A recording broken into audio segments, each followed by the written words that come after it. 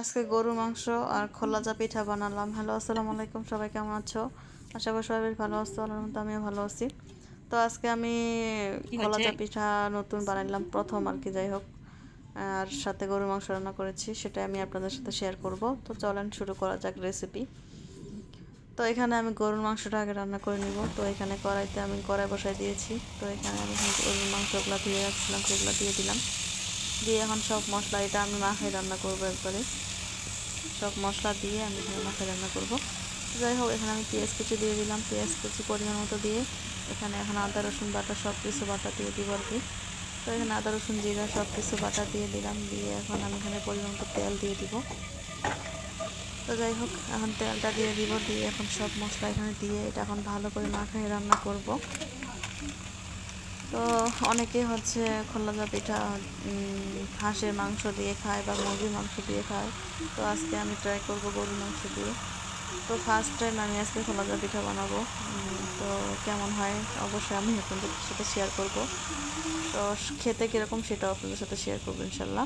তো এখানে সব মশলা দিয়ে দিলাম, হলুদ লবণ জিরা গুঁড়া হলুদ, সব কিছু মরিচ গুঁড়া সব দিয়েছি। সাথে আমি রাঁধুনি যে প্যাকেটের মশলাটা আছে সেটাও আমি একটু দিয়েছি, দিয়ে এটা মাখা মেখে আমি বসাই দিয়েছি একটু পানি দিয়ে। তো যাই হোক, এটা বলক চলে আসছে, এখন এটা ভালো করে একটু কষাইতে হবে। মাংসটা ভালো করে কষাই নেওয়ার পর তারপরে এটাতে আমি হচ্ছে পানি দিব, মানে ঝোলের পানি। যাই হোক, এটা আমি ভালো করে কষাই নেবো আগে। তো আবার ঢাকা দিয়েছিলাম, তো দেখেন পানিটা অনেকটা কমে গেছে। তো আমি এখানে 2টা আস্ত রসুন দিয়েছি। তো এটা আবার ময়লা না, এটা হচ্ছে জিরা বাটার একটা তো যাই হোক, আবার ময়লা মনে করবেন না। তো আর একটু ভালো করে কষাই নিতেছিলাম, যে কালারটা কেমন আসছে দেখে হয়তো বুঝতে পারতেছেন যে অনেক বেশি কষানো হয়ে গেছে মাশাআল্লাহ।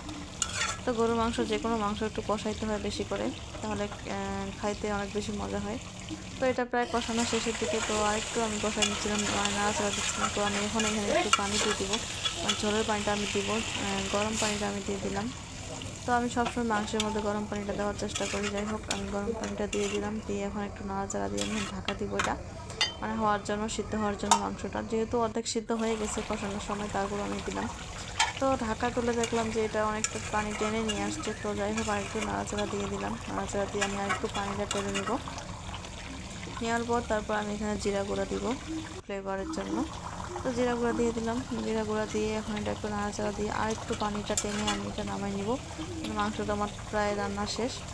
তারপর আমি খোলাচা পিঠা হচ্ছে ইয়াটা বানাই নিব, ডোটা বানাই নিব। তো যাই হোক, এটা আমি এভাবে নামাই নিয়েছি। তো এদিকে আমি খোলাচা পিঠার জন্য আমি আটা নিয়েছি, এটা হচ্ছে চালের গুঁড়া নিয়েছি। তো নিয়ে এখন সামান্য লবণ দিয়েছি স্বাদ মতো, দিয়ে এখানে আমি গরম পানিটা দিলাম, গরম পানিটা দিয়ে আস্তে আস্তে করে একটু মাখাবো। তো পানিটা একটু একটু করে দিচ্ছিলাম। যাই হোক, আর একটু পানি দিলাম, পানিটা অনেক বেশি গরম ছিল, দেখো যে ধোঁয়া উঠতেছে। তো যাই হোক, এখন এটা একটু ভালো করে মাখাবো, মাখিয়ে তারপর একটা ডো বানাই নিব আর কি। তো এবার আর একটু বেশি করে পানি দিয়ে দেবো, দিয়ে এখন একবার একটা ডো বানাই নিব। তো যাই হোক, ফার্স্ট টাইম বানাইতেছি, ফার্স্ট টাইম বানানোর মধ্যেই দেখলাম যে অনেক বেশি পারফেক্ট হয়েছে মাশাল্লাহ। তো অবশ্যই আপনারাও চেষ্টা করবেন, অবশ্যই পারবেন। মানুষ পারে না এমন কোনো কাজ নাই। তা যাই হোক, এখানে এটা কিন্তু হয়ে গেছে মাখানো। তো এখানে ডিম দিতে হবে এখন। তো প্রথমে একটা ডিম দিলাম, দিয়ে দেখলাম যে একটা ডিমে হবে কি না। তো নাড়াচাড়া দিয়ে দেখলাম যে একটা ডিমে হবে না, পরে আমি আরেকটা ডিম দিব। তো যাই হোক, এটা নাড়াচাড়া ভালো করে দিয়ে দিলাম। দেওয়ার পর দেখতেছি যে না, আরেকটা ডিম দেওয়া লাগবে, কম হয়ে গেছে। যেহেতু খোলাদার পিঠার ডিমটাই হচ্ছে মেন, ডিম না দিলে কিন্তু পিঠাটা হতে চায় না। তো আরেকটা ডিম আমি এখানে দিয়ে দিব। তো আরেকটা ডিম দিয়ে দিলাম। তো দিয়ে এখন ভালো করে একটু নাড়াচাড়া দিয়ে এটা আমি এখন একটু রেস্টে রেখে দিব, মানে ডোটা একটু রেস্টে রেখে দিয়ে তারপর আমি হচ্ছে পিঠাগুলো বানাই নিব। তো এটা হয়ে গেছে। তো এটা এখন রেখে দিই একটু রেস্টের জন্য, তারপর আমি চুলায় চলে যাব। এখানে একটা তাওয়া বসাই দিয়েছি, একটু সামান্য তেল দিয়ে তাওয়াটা একটু গরম করে নিয়েছি। তো এখানে ডোটা দিয়ে এখন একটু ঘুরাইয়া একটু মানে ছড়াই দিতে হবে। ছড়াই দিয়ে আমি একটু ঢাকা দিয়ে দিলাম সেদ্ধ হওয়ার জন্য।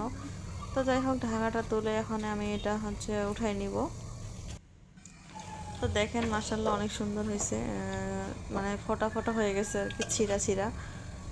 তো এটা হয়ে গেছে, এটা আমি এখন তুলে নিব, তুলে নিয়ে আমি আরেকটা এখন দিব এখানে। তো প্রথমবারই অনেক বেশি পারফেক্ট হয়েছে মাশাল্লাহ। তো আপনারাও চেষ্টা করবেন, অবশ্যই হাঁসের মাংস দিয়ে খাওয়ার চেষ্টা করবেন। তবে গরুর মাংস দিয়ে অনেক বেশি মজা ছিল, খারাপ ছিল না। যাই হোক, তো এখানে আমি খেতে বসে গেছি।